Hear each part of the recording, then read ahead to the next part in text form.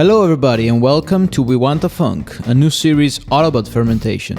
In this first episode, I'll start from the basics with the lactic fermentation and make sauerkrauts. It all begins with a whole wet cabbage, remove the outer leaves if they're bruised or dry, and give it a rinse. Keep one or two leaves whole, then remove the core and start slicing. If you want to go super thin, you can use a mandolin, but I'm keeping it simple.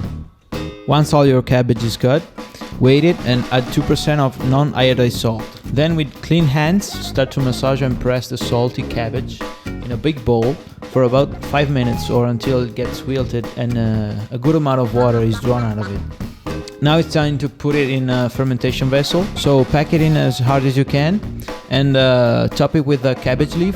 Press it all down with the weight, add a little splash of white wine vinegar to prevent any mold from forming.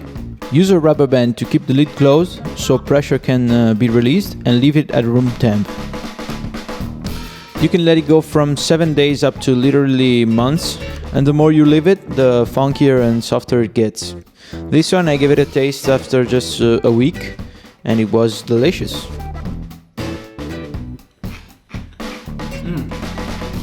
Still very crunchy. The funk is mild but it's there.